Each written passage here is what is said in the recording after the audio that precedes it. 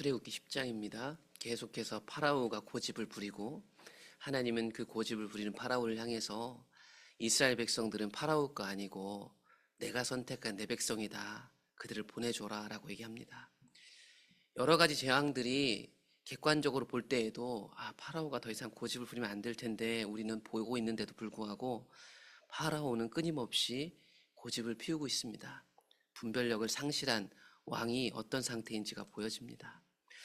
그런 파라오의 완강함, 완악함 속에서도 다만 하나님은 스스로 있는 분이고 능력 있는 분으로서 자신의 뜻을 이루어가고 있었습니다.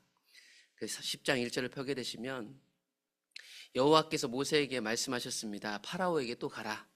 내가 그의 마음과 그의 신하들의 마음을 완강하게 함은 나의 표징을 그들 중에 보이기 위함이다. 왜 이렇게 파라오는 마음을 바꾸지 않을까?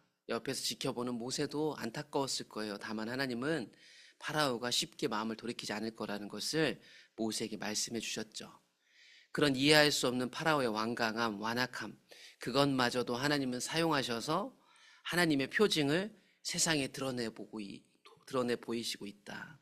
사람들이 누가 하나님인지 모르고 자기들이 어디서 왔는지 모르는 그 사람들에게 하나님은 이 파라오의 고집마저도 사용하셔서 하나님을 세상에 보여주고 계셨어요. 내가 이집트에서 행한 일들, 곧 내가 그들 가운데 행한 표징들, 재앙들이겠죠. 표징을 내 아들과 내 자손의 귀에 전하기 위함이라. 너희는 내가 여호와인 줄을 알리라. 대대로 이 이집트에서 일어났던 10가지 재앙이 대대로 자손 대대로 하나님의 메시지가 될 겁니다. 이스라엘 하나님이 여호와이시다. 설명이 필요 없는 하나님이시다. 그 하나님이 참 하나님이시다. 이것이 대대로 전달되게 될 것입니다. 이런 하나님의 메시지, 하나님의 표징에도 불구하고 계속 고집을 피우는 파라오는 언제까지 고집을 피울까? 하나님의 논점은 계속해서 분명했습니다. 모세 아론이 파라오에게 들어갔습니다. 하나님이 말씀하신 걸 그대로 전합니다. 내 백성 보내라. 파라오 네 백성 아니야. 430년 네 마음대로 네가 권력을 행사하고 부려먹었을지 몰라도 네 백성 아니고 나 하나님 백성이다. 그러니 그들을 보내줘라. 이게 하나님의 반복된 논점입니다. 만일 이번에도 하나님 백성을 보내기를 거절한다면 내일 메뚜기를 보낼 것이다 라고 얘기합니다. 이 메뚜기가 오면 큰일 납니다. 왜냐하면 앞에 있었던 우박지향 때 남은 농작물들이 있거든요. 그 남은 걸 뭐가 먹냐면 메뚜기가 먹을 것이기 때문입니다. 메뚜기가 지면을 덮어서 사람이 땅을 볼 수 없을 정도로 메뚜기가 올 것이다. 뒤덮는다는 얘기죠. 메뚜기가 내게 남은 남은 게 뭘까? 우박을 면하여 살아남은 농작물들, 그거 다 없어질 것이다. 그러니 이 기회마저도 놓치면 이집트 사람은 올 1년은 굶어야 돼요. 경제적으로 큰 공황이 오게 됩니다. 또 내 집들과 내 모든 신하의 집들과 모든 이집트 사람의 집들에 그 메뚜기가 가득하리니 이는 내 아버지와 내 조상이 이 땅에 있었던 그날로부터 오늘까지 보지 못하였던 것이리라 하셨다고 돌이켜 파라오로부터 나왔습니다. 예전에도 메뚜기가 와서 농작물을 망친 적이 있을 겁니다. 그런데 그것과는 질적으로 다른 겁니다. 이거는 지금 하나님이 보내는 경고입니다. 그러니까 옛날에도 메뚜기가 온 적이 있으니 버틸 수 있을 거야. 그런 생각하면 안 된다는 겁니다. 이런 상황 속에서 이집트에 여러 재앙이 오니까 대부분 이제 더 이상 이렇게 하면 안 된다라고 사람들이 상황 파악이 되기 시작했어요. 파라오 옆에 붙어서 부역하던 사람이니까 파라오하고 한몸 같은 사람들입니다. 이 신하들이 파라오한테 말하죠. 왕이시여, 어느 때까지 이 사람이 우리 함정이 되게 하실 겁니까? 그 사람들, 모세, 아론, 이스라엘 백성들 보내줍시다. 그들의 하나님 여호와를 섬기게 합시다. 파라오 왕이 아직도 이집트가 망했다는 것을 알지 못합니까? 여러분, 다 알고 있어요. 더 이상 이렇게 고집피면 안 되는 거 다 아는데 파라오는 몰라요. 이 사람들이 대단한 게 아니라 객관적으로 파악하면 이제 더 이상 고집 부리면 안 된다고요. 그래서 이 사람들이 오히려 가서 모세 아론을 다시 파라오에게 모셔옵니다. 이렇게 하면 안 된다고. 보내줍시다. 우리 다 망했어요. 그래서 그 신하들이 모세 아론 데리고 와서 파라오 앞에 세운 거예요. 그제서야 파라오가 얘기합니다. 너희의 하나님 여호와를 섬기라. 그럼 누구누구 가야 되냐? 보내줄 것 같아요. 얘기를 합니다. 이스라엘 백성들은 한결같이 똑같이 얘기합니다. 예, 하나님 명령대로 우린 다 나가야 돼요. 어린아이부터 어른까지. 그리고 우리에게 속한 것은 모두 다 데리고 나가는 게 하나님 뜻입니다. 그걸 말하는 거죠. 파라오가 그런 모세 아론에게 말합니다. 그렇게는 안 된다. 내가 너희와 너희의 어린아이들을 보내면 여호와가 너희와 함께함과 같을 것이다. 보라, 그것이 너희에게는 나쁜 것이다. 이 번역은 고쳐야 될 것 같아요. 읽으면서도 이게 무슨 말인가 싶으시죠? 가끔 가다 보면 그런 번역들이 있으면 다른 번역본들을 좀 보셔야 돼요. 이거는 새 번역을 보면 잘 설명이 돼 있어요. 파라오가 모세 아론에게 호통을 쳤대요. 다 나가야 된다니까. 그래, 어디 다 데리고 갈 수 있으면 가봐라. 너희와 함께 있는 너희의 하나님이 나를 감동시켜서 너희와 너희 아이들을 함께 보내게 할 것 같으냐? 어림도 없다. 너희가 지금 속으로 악한 음모를 꾸미고 있으면 분명하다. 즉, 다 못 보내준다 이거예요. 니네 하나님이 내 마음 바꿔가지고 너희 말대로 다 보내줄 것 같아? 나 그렇게 손해볼 수는 없어. 그 얘기예요. 그래서 이 번역은 사실은 좀 읽으면 이해하기가 어려워요. 그렇게 하지 말고 파라오가 하나님하고 거래를 합니다. 이게 하나님 다 보내라고 하는데 그렇게 하지 말고 니네 어른들만 가. 애들은 여기 남겨둬라. 볼모로 잡는 겁니다. 그러니까 밖으로 내보내줄 생각이 없어요. 잠깐 갔다가 다시 오라는 거예요. 너희 장정만 가서 여호와를 섬기라. 이것이 너희가 구하는 바니라. 이에 그들이 바로 앞에서 쫓겨나니라. 가려면 어른들만 가고 안 그러면 못 가 하고 쫓아내버렸습니다. 그래서 메뚜기 재앙이 오게 되는 거예요. 현실 파악이 안 되는 파라오 때문에. 여호와께서 모세에게 이르시되 이집트 땅 위에 내 손을 내밀어 메뚜기를 이집트 땅에 올라오게 하여 우박에 상하지 아니한 밭에 모든 채소를 먹게 하라. 남은 먹고 살 것까지 다 메뚜기가 이제 먹게 될 겁니다. 그래서 동풍의 바람을 타고 메뚜기가 이집트로 들어오기 시작했습니다. 메뚜기가 이집트 온 땅에 이르러 사방에 내림에 그 피해가 심각했고, 이런 메뚜기는 예전에도 그리고 앞으로도 이후에도 없었던, 이건 다 파라오 때문에 일어난 인재였더라. 자연재해가 아닙니다. 어쩔 수 없는 재앙이 아닙니다. 파라오 때문에 일어난 인재입니다. 메뚜기가 온 땅을 덮어 땅이 어둡게 되었으며 메뚜기가 우박에 상하지 아니한 밭의 채소와 나무의 열매를 다 먹어버렸습니다. 그래서 이집트 온 땅에는 이제 먹을 것이 하나도 남지 않게 되었습니다. 파라오가 모세 아론을 급히 불렀습니다. 이렇게 우박 뒤에 남은 것들을 싹 먹어버린 메뚜기는 죽을 것 같은 고통이었거든요. 고집을 부려봤지만 고집을 길게 부릴 수 없을 만큼 큰 고통이라서 급히 불러서 용서를 구합니다. 이번만 나의 죄를 용서해다오. 이건 앞에서 봤던 일들이라고 비슷한데 잠시 회개하는 것 같아요. 지금 이 다급함을 빨리 해결해달라고 얘기합니다. 그가 파라오에게 나가서 여호와께 기도하여 여호와께서 돌이켜 주십니다. 기도하니까. 그래서 서풍을 불게 하사 메뚜기를 다시 홍해 바다로 몰아넣으셔서 문제가 해결됩니다.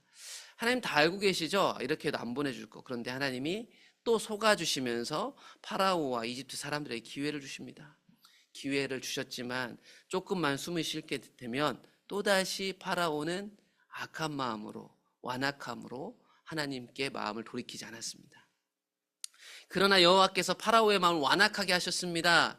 이스라엘 자손을 보내지 아니하였습니다.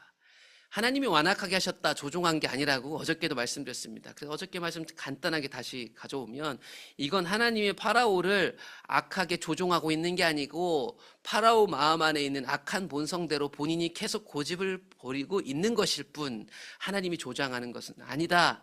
로마서 바울이 얘기하죠. 사람은 그 악한 본성으로 살고자 하는 욕망으로 하나님을 끊임없이 거부하더라. 그러므로 하나님께서 그들의 마음의 정욕대로 내버려 둔 것이다.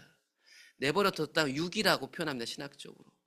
이건 파라오가 계속해서 자기 고집대로 하겠다는 거였다는 거예요. 로마서에서 바울은 또 얘기합니다.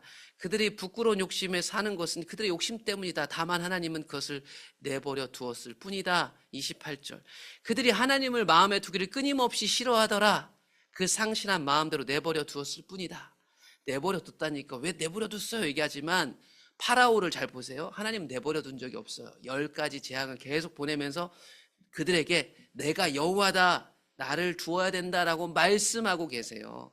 그러니 파라오를 저렇게 완악하게 했다라는 것은 파라오가 끊임없이 고집을 부리더라. 그 고집스러움을 이렇게 표현해 놨을 뿐입니다. 마찬가지 오늘날 성도들이 하나님 나 좀 어떻게 해보세요 말하고 하면서 자기 고집대로 삽니다. 그거하고 똑같은 거죠. 하나님은 은혜를 주셔요. 힘든 일에 다가올 땐 잠시 돌이키는 것 같지만 여전히 자기 고집대로 사는 거예요. 파라오는 우리 안에서 지금 역사하고 있는 죄의 법이기도 합니다. 그 모습을 고스란히 보여주고 있죠. 이 파라오의 고집 때문에 사람들이 고통스러운 거예요. 사람이 자기 안에 있는 고집과 욕심 때문에 주변 사람들을 고통스럽게 하는 거예요. 그래서 이집트에 메뚜기 재앙이 왔습니다. 메뚜기 재앙이 갔지만 또다시 돌이키지 않으므로 이번에는 또 흑암이라는 재앙이 와야 됐어요. 여호와께서 모세에게 이르시되 하늘을 향하여 내 손을 내밀어 애굽 땅 위에 흑암이 있게 하라. 곧 더듬을 만한 흑암이다. 이것도 조금 이상해요. 이야기가. 이건 뭐냐면 더듬해야 되는 흑암이다. 그러니까 더듬어야만 인지할 수 있는 짙은 어둠이다. 이 뜻입니다. 그러니까 이집트 땅에 흑암이 없어 사람들이 보지 못해요. 손으로 더듬어야 겨우 알 수 있는 재앙이 오게 됩니다. 모세가 하늘을 향하여 손을 내밀었더니 그런 흑암이 3일 동안 가득했습니다. 여러분 몇 시간만요 앞을 볼 수 없어도 엄청난 공포일 거예요. 그런데 3일 동안 이 사람들이 빛이 없어서 고통당했습니다. 그동안은 사람들이 서로 볼 수 없으며 자기 처소에서 일어나는 자가 없으되 아무것도 할 수가 없었던 거예요. 그런데 이스라엘 자손들이 살고 있었던 고센 땅만은 빛이 있었더라. 이게 도대체 무슨 일일까? 이해하기 힘든데 이스라엘 백성들은 빛 아래에 있고 세상으로 대변되는 이집트 사람들은 어둠 가운데 있었더라.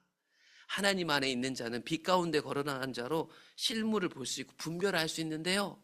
이집트 사람들은 분간할 수 없는 흑암 속에 3일을 보내야 됐어요. 파라오가 모세를 불러서 이르되 너희는 가서 여호와를 섬겨라. 이 어둠 고통 때문에 파라오가 또 잠시 마음을 돌이키는 것 같아요. 그러면서도 머리를 씁니다. 여호와를 섬기되 너희 소유물들 양과 소는 놔두고 그래 어린애들까지는 데리고 가게 해줄게 라고 또 거래를 하려고 하죠. 모세는 하나님 명령대로 해야 됩니다. 그렇게는 안 돼요. 하나님께 드릴 번제물 제사물들이 우리에게 필요합니다. 우리의 가축도 우리와 함께 가야만 합니다. 한 마리도 남겨둘 수 없어요. 이는 우리가 그 중에서 가져다가 우리 하나님 여호와를 섬길 것이기 때문이고요. 또 우리가 거기에 이르기까지는 어떤 것으로 여호와를 섬길지 아직 모릅니다. 하나님은 우리에게 모든 소유물까지 가지고 나가라고 하셨어요. 그거 파라오 입장에서도 우리 입장에서도 거래하는데 중간 입장으로 괜찮은 것 같지만 안 되는 거예요. 여호와께서 파라오의 마음을 완악하셨다. 파라오가 여전히 완악하고 고집스러워가지고 그들을 보내기를 기뻐하지 아니합니다. 파라오가 모세에게 이르되 너는 나를 떠나가고 스스로 삼가 다시 내 얼굴을 보지 말라. 네가 내 얼굴 다시 본 날엔 죽을 것이다. 이 파라오의 고집스러움이 보이세요? 하나님이 재앙도 보내고 하나님의 능력을 보여주셔도 떠나라, 보지 말자, 안 보내줄 거야. 하나님, 더 이상 하나님 뜻대로 살고 싶지 않고 하나님이 아무리 쳐봤자 저는 고집스럽게 내 고집대로 살래요. 이런 거예요. 이게 우리 안에 있는 거예요. 모세가 이르되 당신이 말씀하신 대로 내가 다시는 당신 얼굴을 보지 아니하리다. 완악함으로 하나님 더 이상 저에게 말하지 마세요. 하나님이 떠나갑니다. 모세 하나님의 대리자입니다. 그래요? 그러면 말하지 않을게요. 오늘날 성도들이 하나님을 쫓아내듯이 내 안에 있는 성령께 듣고 싶지 않아서 쫓아냅니다. 그래놓고 하나님 왜 얘기를 안 하세요? 자기 소견으로 살고 내 고집으로 살면서 하나님 얼굴 좀 보여주세요. 필요할 때만. 하나님을 쫓아내놓고 하나님을 찾는 거죠. 이게 파라오의 완악함이었습니다. 여러분 오늘 잘 보시면 파라오만 빼고 다른 사람들은 이집트 현실을 다 파악하고 있었어요. 반복된 재앙은 이집트 그리고 이스라엘 백성들 주변의 이집트 나라의 소문을 듣는 사람들에게 야 이스라엘 하나님 여호와라는 분이 진짜 하나님이더라 이런 소문이 돌고 있었어요. 이집트 사람들과 신하들은 이집트가 망했다는 사실을 객관적으로 인정 안 할래 안 할 수가 없었답니다. 그러나 그 고통을 가장 가까이서 받고 있었고 힘을 가지고 있었던 파라오는 인정하지 않아요. 왜 인정하지 않았을까? 그는 엄청난 힘을 갖고 있었고요. 그동안 파라오, 이집트 역사가 엄청나게 대단했기 때문에 이 이집트는 망하지 않거든요. 우리도 똑같아요. 여기까지 오는데 고생도 하고 힘들었지만 내가 30년, 40년 이 산전수전 겪으면서요. 자수성가했거든요. 이 고집 안 꺾습니다. 나 40년 신앙생활 이렇게 했거든요. 안 꺾어요. 자기의 고집과 착각, 악함이 보여지는 게 분별력 있는 거예요. 하나님 은혜가 임하면요, 사람들이 나에게 그렇게 잘 살았다고 박수를 쳐줘도요, 하나님을 떠나 있었던 악함이 보이는 거예요. 그건 죄책감하고 달라요. 하나님 앞에 뉘우쳐요. 눈물이 나죠. 그게 분별력이거든요. 또한 이런 영적 분별력뿐만 아니라 내 상황을 객관적으로 분석하고 볼 수 있는 것도 영적 분별력이에요. 그러니까 내 삶의 주변에 일어나는 일들도 한번 잘 살펴보는 것도 필요한 거예요. 오늘 또 한 주를 시작하면서 내 안에 있는 걸 봐야 될 것들을 보시고, 또한 내 주변에 일어난 일들과 내가 선택하고 해결해야 될 문제들 속에서 하나님의 뜻이 무엇인지 잘 보시면 분명히 하나님은 깨닫게 해주실 거예요. 이 분별력으로 한 주를 능히 승리하시기를 축복합니다.